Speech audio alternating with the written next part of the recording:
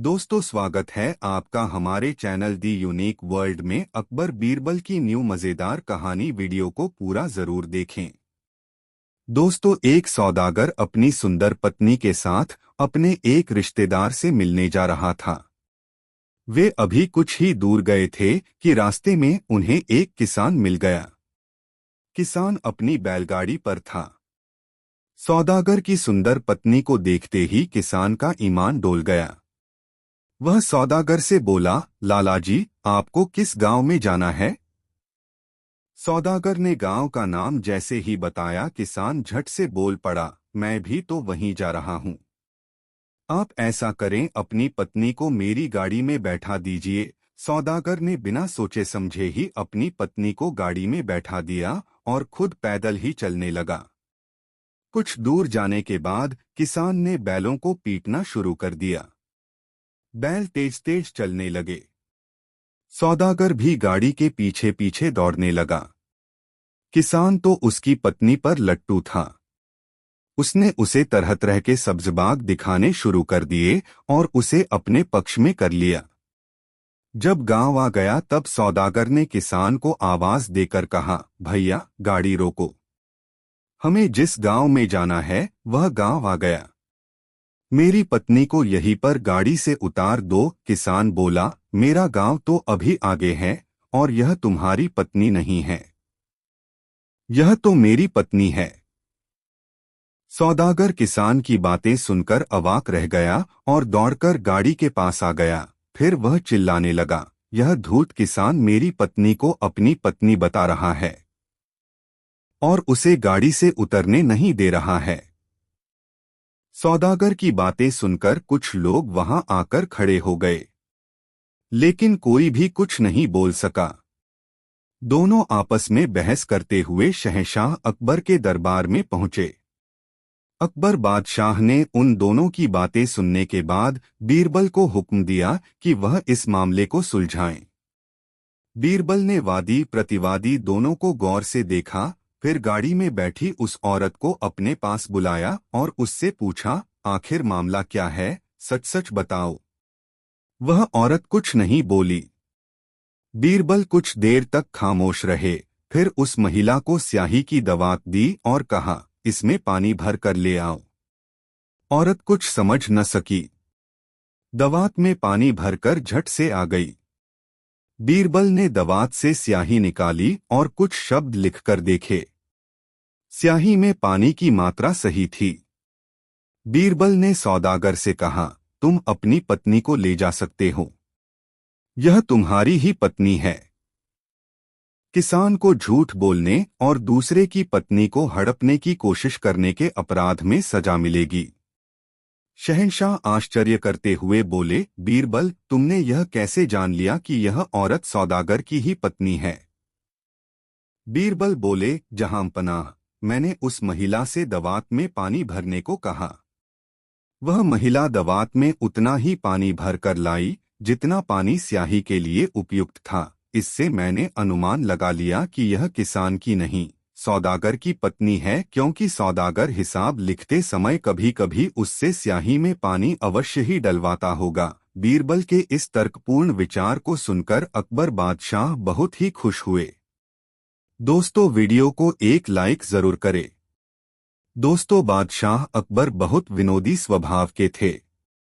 उन्हें पहेलियां बुझाने का बड़ा शौक था। उनके दरबार में एक से बढ़कर एक विद्वान और बुद्धिमान थे, लेकिन बादशाह अकबर की अधिकतर पहेलियों का उत्तर बीरबल ही दे पाते थे, इसलिए बादशाह अकबर उनसे बड़े प्रसन्न रहते थे। एक दिन की बात है कि बीरबल दरबार में उपस्थित नहीं थे। बीरबल की अनुपस्थिति में दूसरे सभासद बीरबल के विषय में बादशाह अकबर के कान भर रहे थे।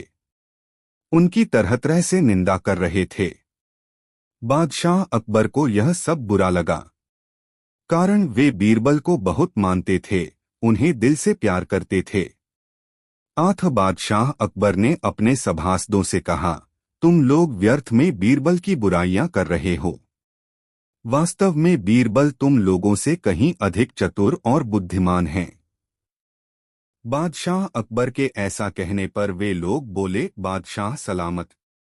आप वास्तव में बीरबल को बहुत चाहते हैं, उन्हें हम लोगों से ज्यादा प्यार करते हैं। इस तरह आपने एक हिंदू को काफी सिर चढ़ा रखा है। उस दिन जब सभा समाप्त होने का समय आया तो बादशाह अकबर ने अपने उन 4 सभासदों से कहा, देखो आज बीरबल यहाँ नहीं है, मुझे अपने एक सवाल का जवाब चाहिए। तुम चारों मेरे प्रश्न का उत्तर दे दो। यदि तुम लोगों ने मेरे प्रश्न का सही उत्तर नहीं दिया तो तुम चारों को प्राणदंड दिया जाएगा।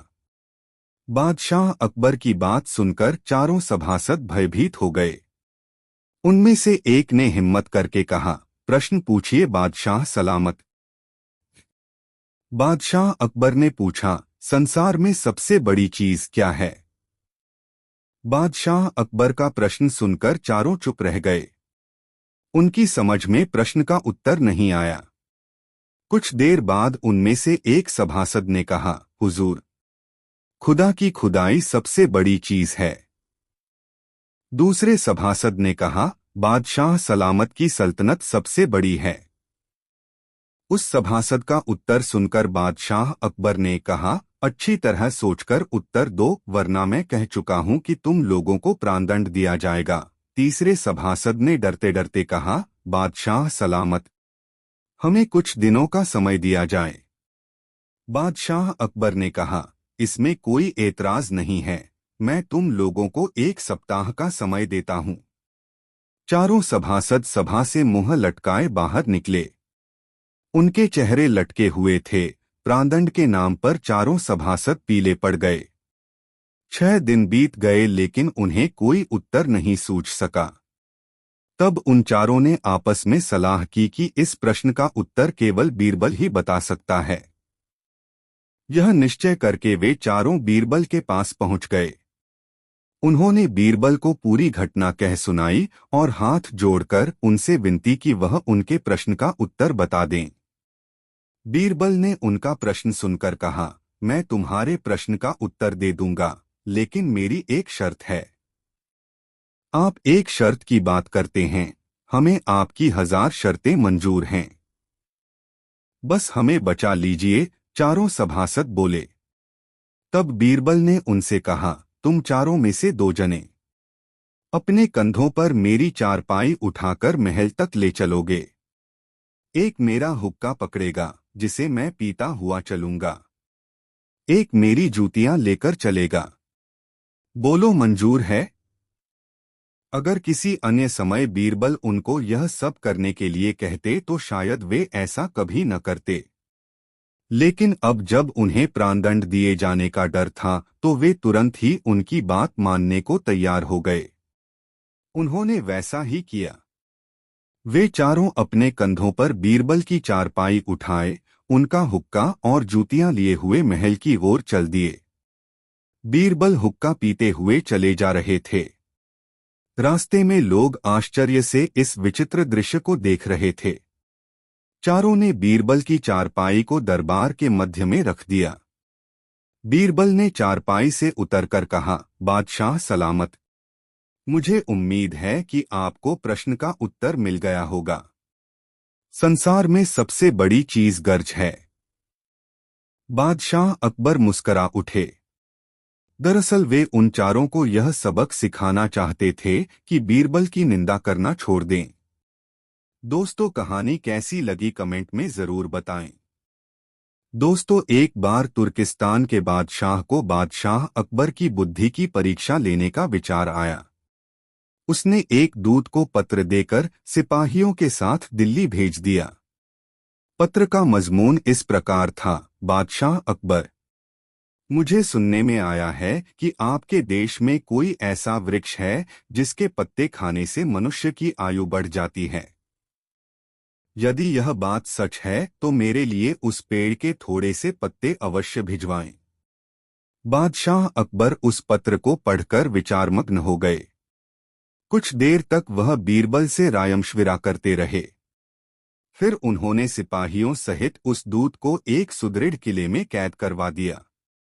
दूत और सिपाहियों को कैद हुए कई दिन बीत गए। एक दिन बादशाह अकबर बीरबल को साथ लेकर उन कैदियों को देखने गए। बादशाह अकबर को देखकर कैदियों को अपने मुक्त होने की आशा बंधी, परंतु यह बात निर्मूल थी।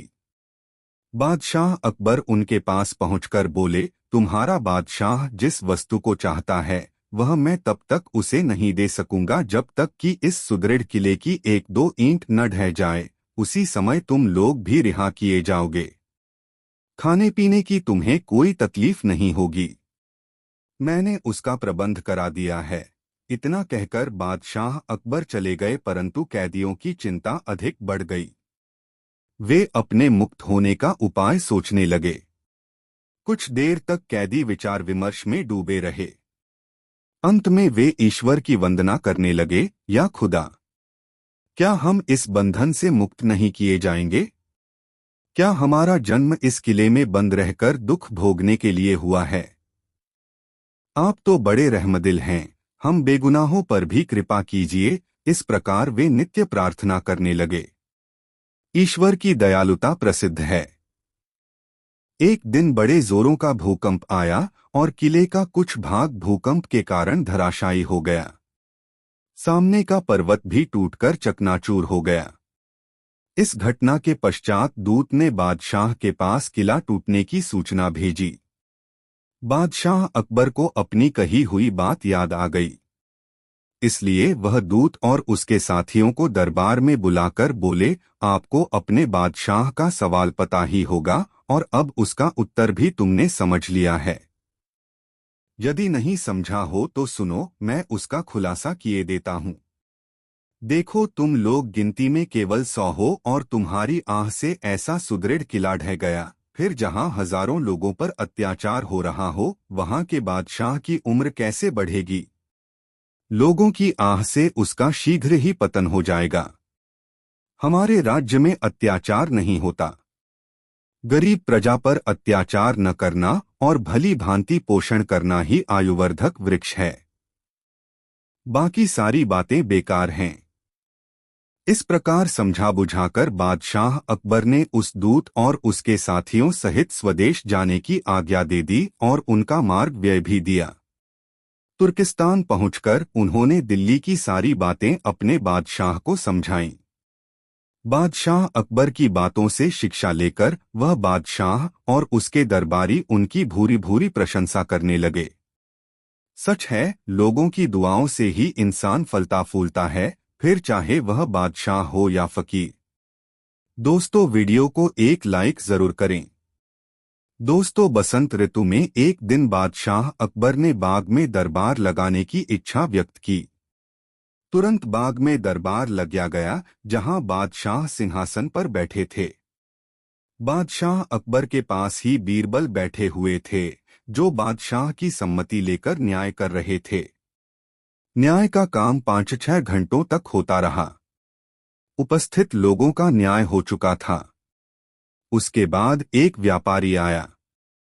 उसने अपनी अर्जी बादशाह अकबर के सामने रखी। बादशाह अकबर ने बीरबल से उसे पढ़कर सुनाने को कहा। आज्ञानुसार बीरबल ने उसे पढ़कर सुनाया। बादशाह अकबर की प्रतिष्ठा की अनेक पंक्तियों के बाद उसमें लिखा था, मैं अजमेर शहर का रहने वाला हूँ।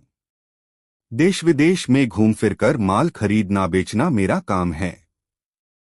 जिस समय मैं बंग देशांतर्गत ढाका नगर में पहुंचा, वहां मैंने एक सौदागर के पास एक राजहंस देखा, जो बहुत सुंदर और गुणवान था।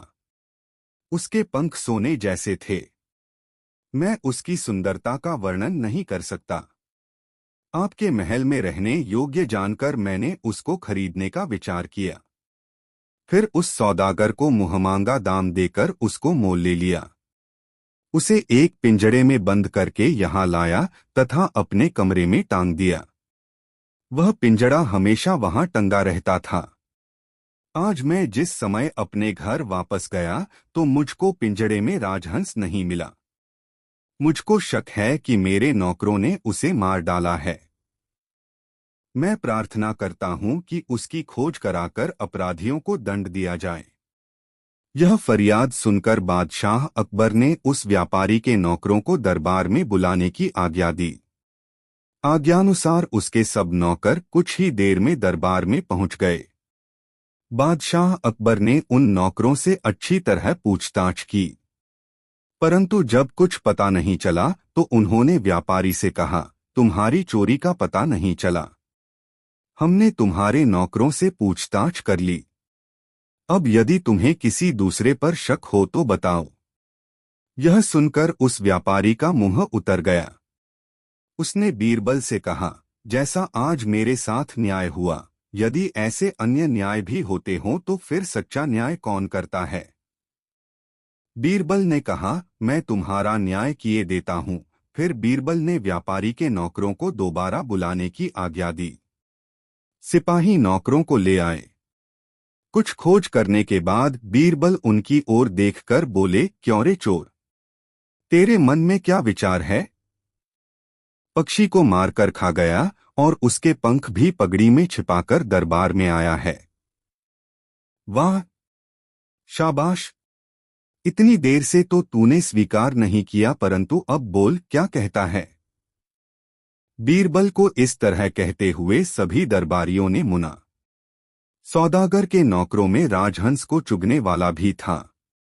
उसने अपने मन में विचार किया कि कहीं मैं भूल में अपनी पगड़ी में पंख तो नहीं रख लाया हूं। ऐसा सोचकर उसने इस ढंग से धीरे धीरे पगड़ी पर हाथ फेरना शुरू किया कि किसी भी दरबारी को मालूम न पड़े। सब लोग नौकरों की तरफ देख रहे थे, परंतु किसी की भी दृष्टि उस चोर पर नहीं पड़ी। लेकिन बीरबल ने उस चोर को ताड़ लिया। उन्होंने उसके अलावा अन्य सबको छोड़ देने की आज्ञा दी। फिर बीरबल ने उससे अनेक प्रकार के प्रश्न किए, परंतु जब किसी भी तरह उसने चोरी करना स्वीकार नहीं किया तो उसकी पिटाई करने की आज्ञा दी गई।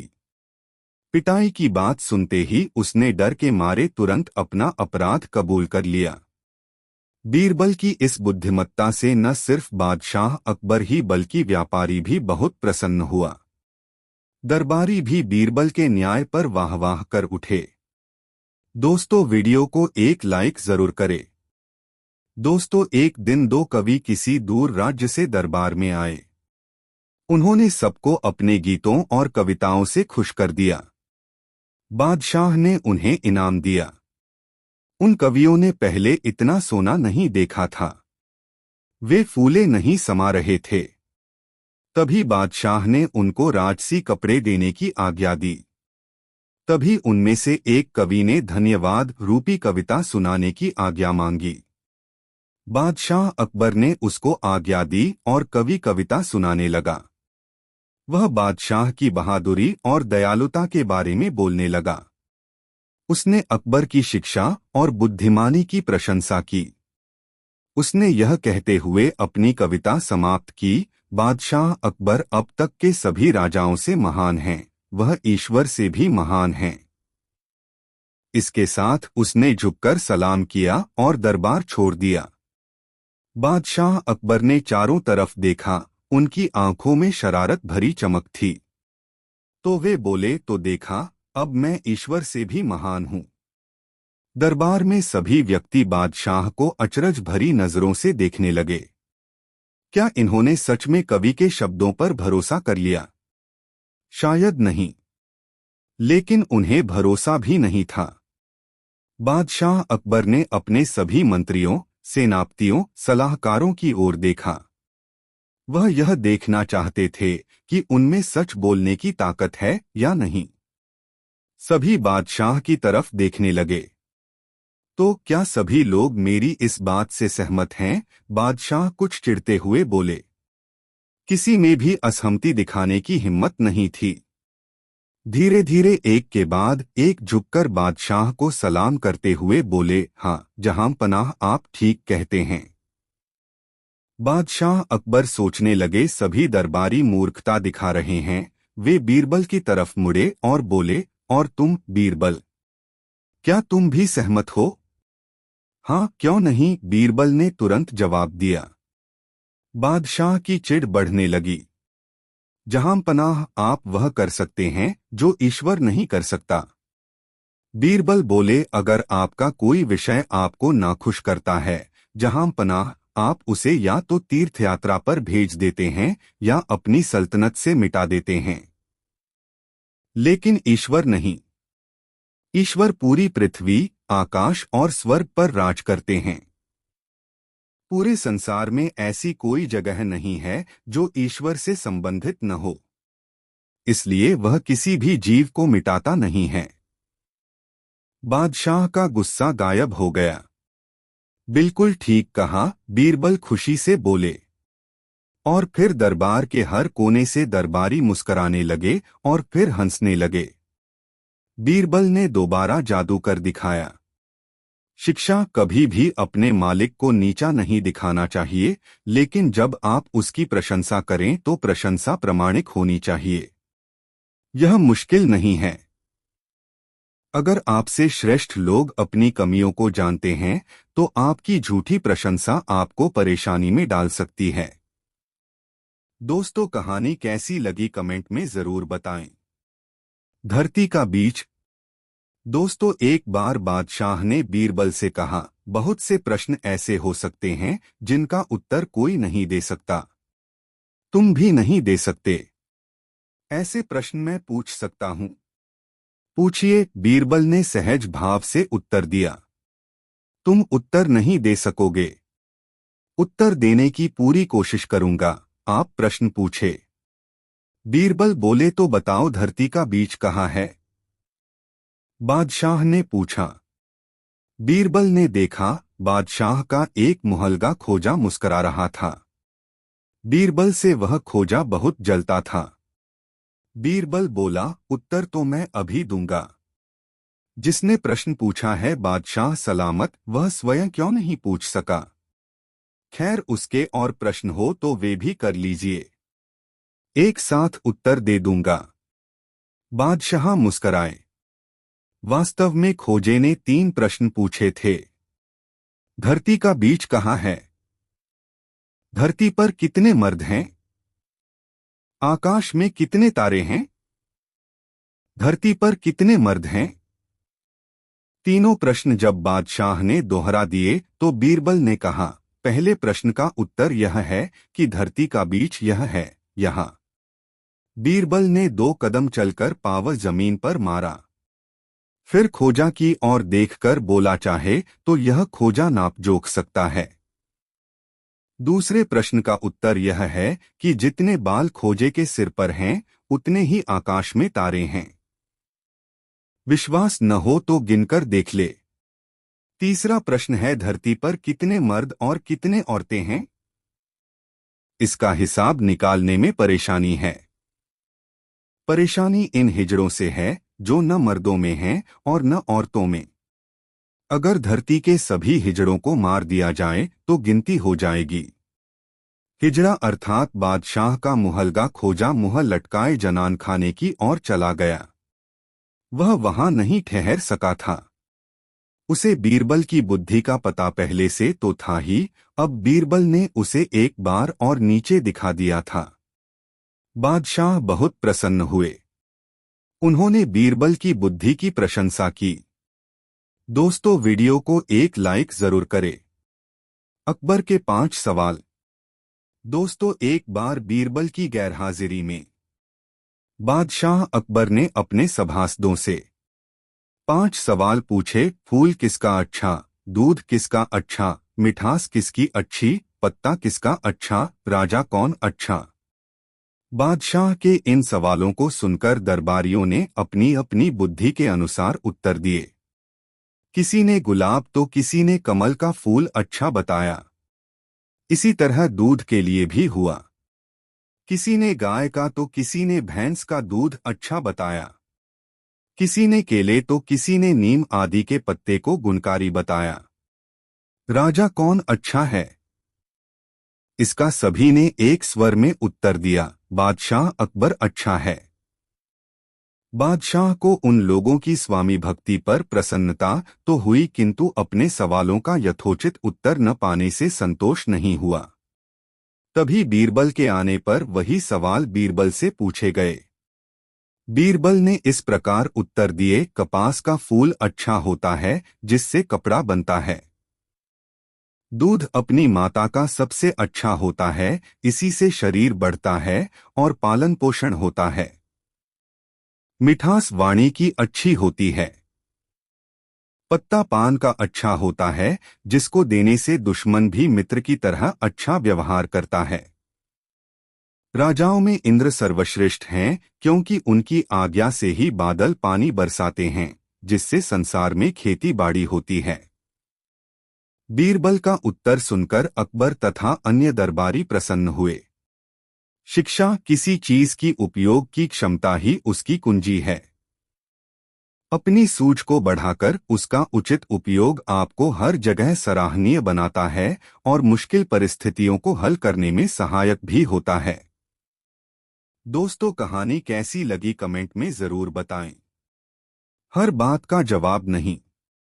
दोस्तों, अकबर के दरबार में बहुत से दरबारी थे। उनमें सुल्तान खां बहुत धूर्त था।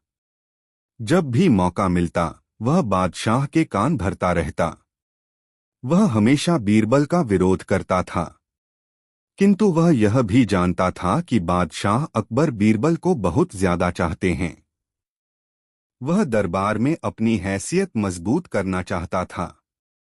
वह चाहता था कि उसके बेटे को दरबार में कोई पद मिल जाए।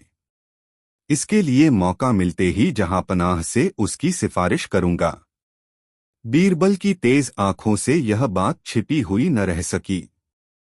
उन्होंने सोचा, मैं हर दिन अपने बेटे को दरबार में ले जाया करूंगा और मौका मिलते ही जहांपनाह से उसकी सिफारिश करूंगा।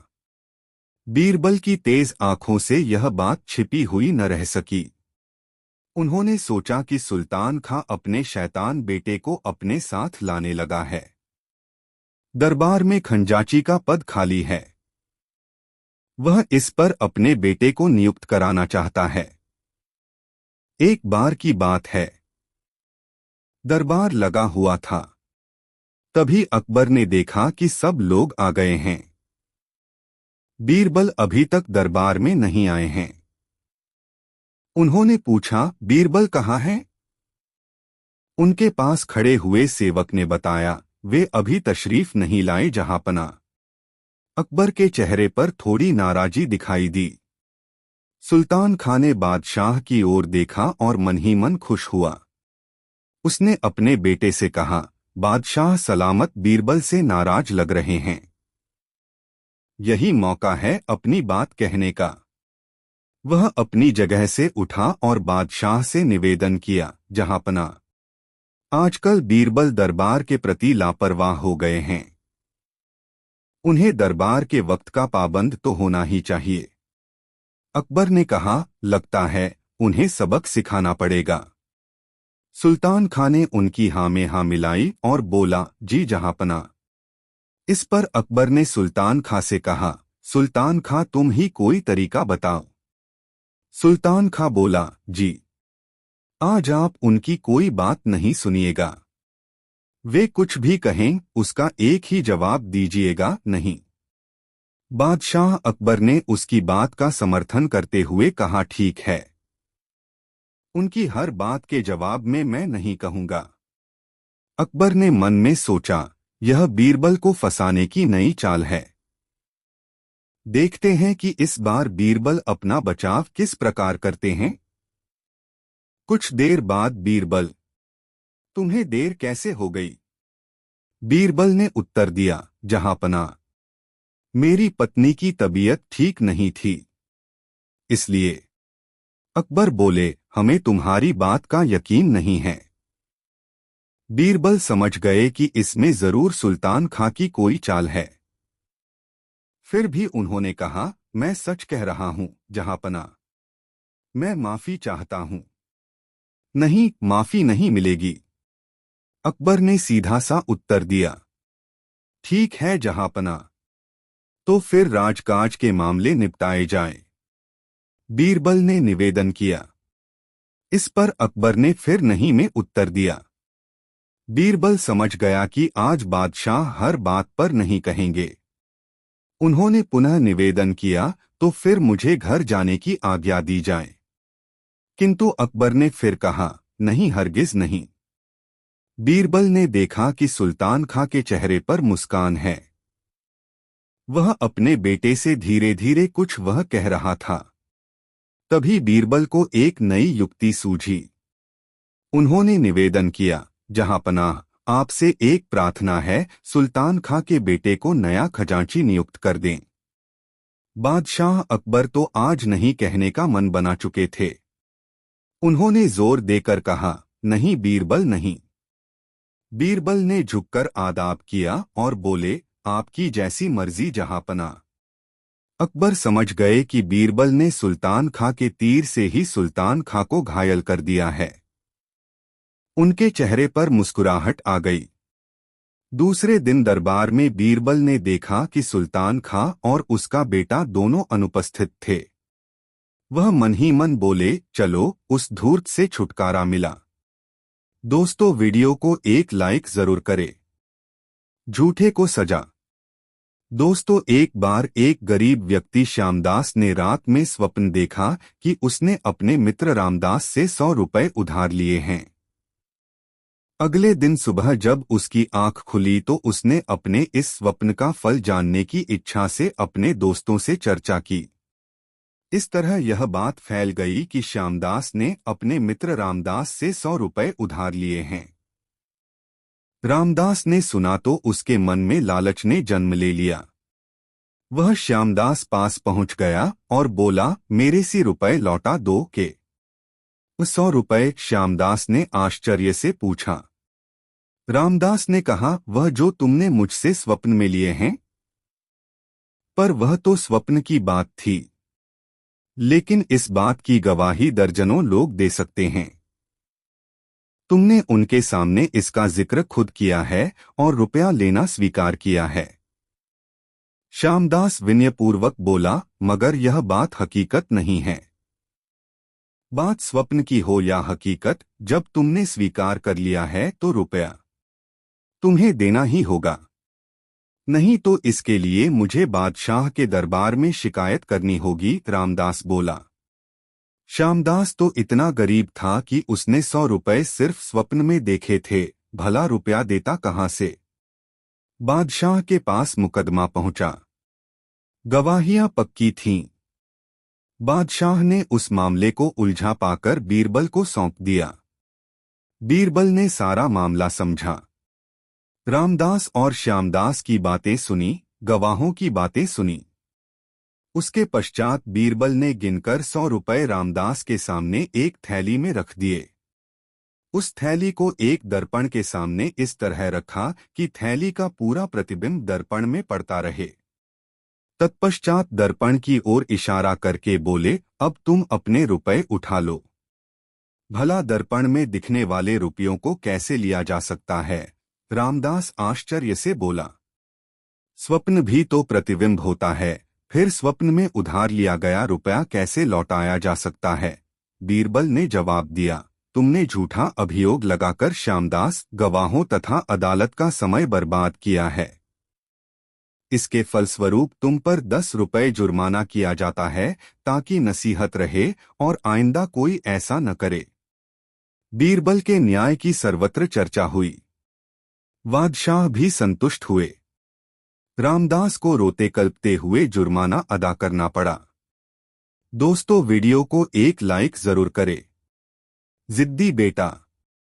दोस्तों, एक दिन दरबार में जब बादशाह अकबर पधारे तो उन्होंने देखा कि बीरबल अभी तक नहीं आए थे।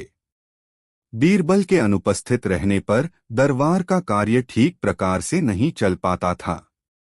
जब बीरबल को आने में काफी देर हो गई तो बादशाह ने अपने दूत को उनको लाने के लिए भेजा।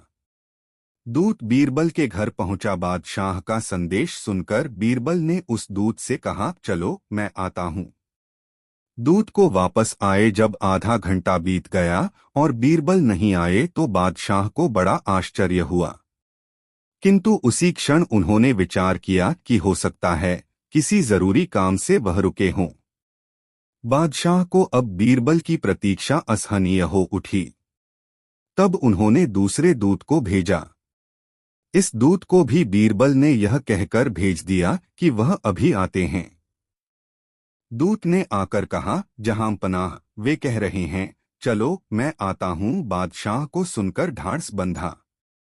1 घंटा फिर बीत गया किंतु बीरबल का कहीं पता नहीं था। अब बादशाह झुंझला उठे। बीरबल के प्रतिद्वंद्वियों को अवसर मिल गया।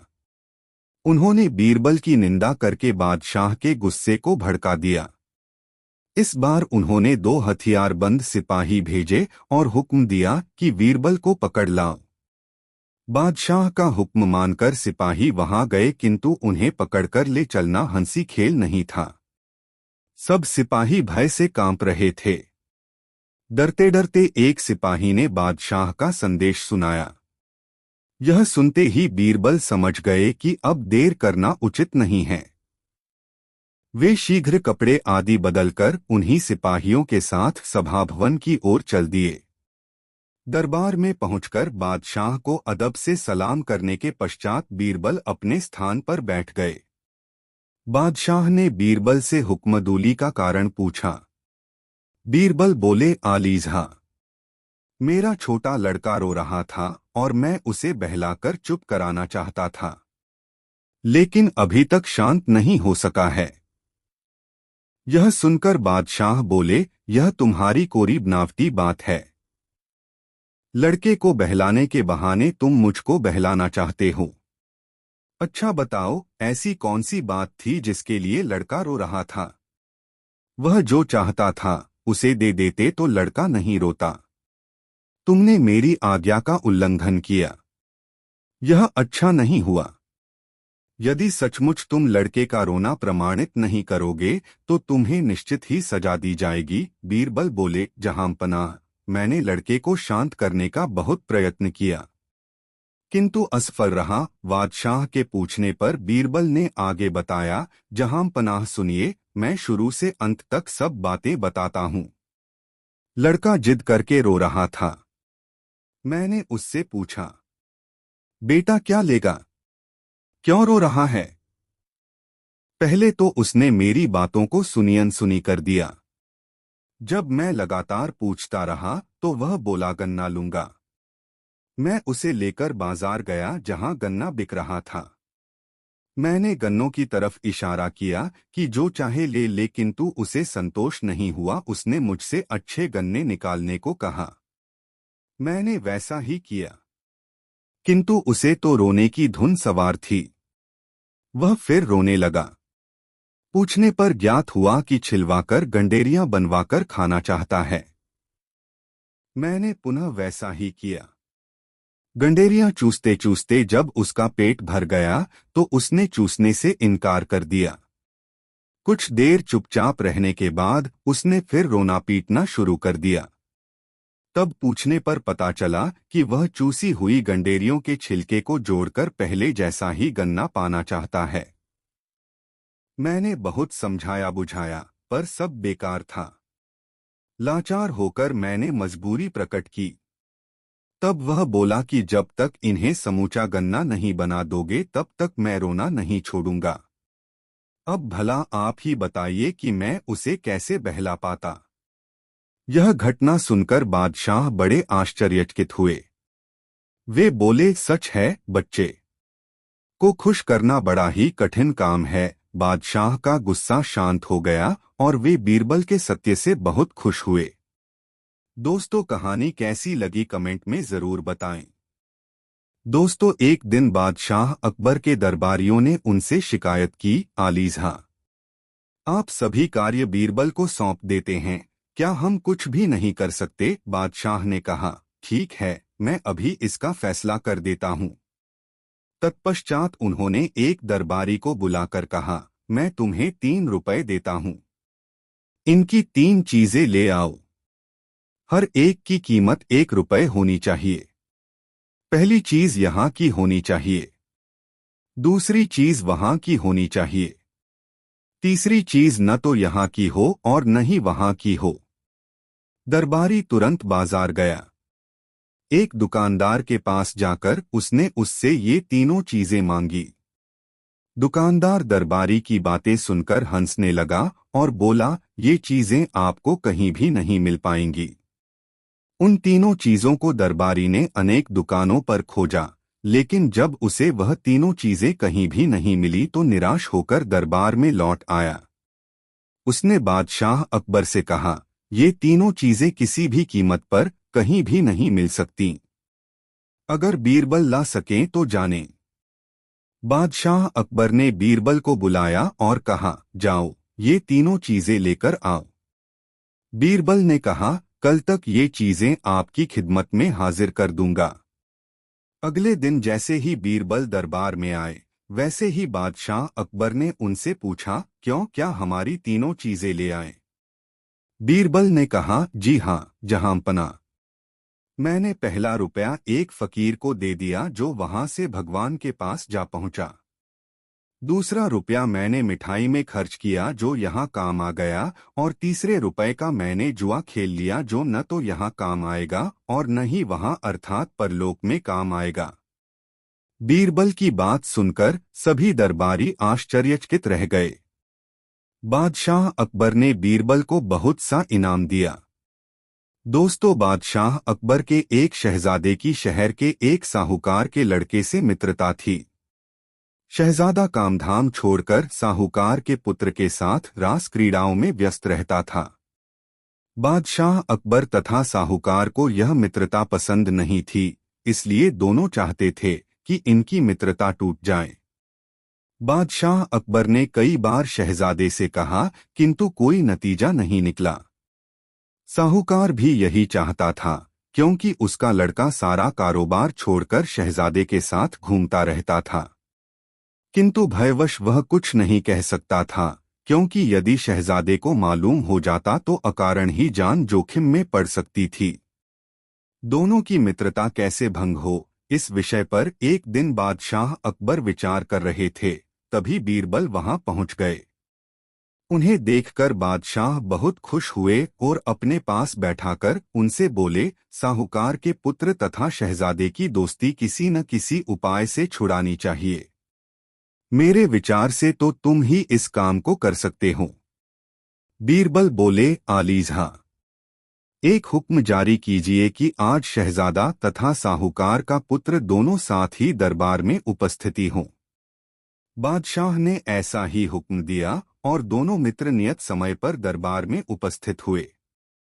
कुछ देर तक इधर-उधर की बातें होती रहीं।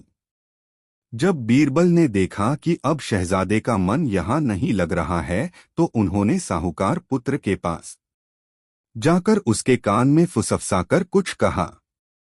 बात स्पष्ट नहीं थी, आठ साहूकार का लड़का कुछ समझ नहीं सका।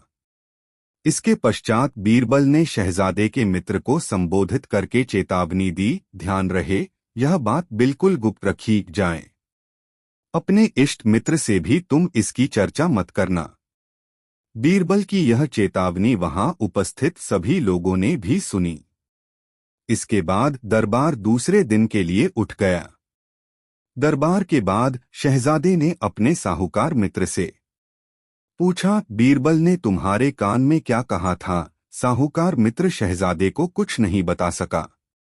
आखिर कोई बात बीरबल कहते या वह समझता, तभी तो उसे बताता। इससे शहजादे के मन में कुछ शंका उत्पन्न हुई। वह बोला, मित्रवर, आज आपने यह नया तरीका खूब अपनाया है। साहूकार मित्र बोला, नहीं दोस्त, बिल्कुल नहीं। बीरबल ने तो मुझसे कुछ कहा ही नहीं, केवल कान के पास मुंह ले जाकर अस्पष्ट शब्दों में कुछ फुसफुसाकर हटा लिया। फिर खुले आम यह कहा कि जो बात मैंने तुमसे कही है, इस बात को गुप्त रखना।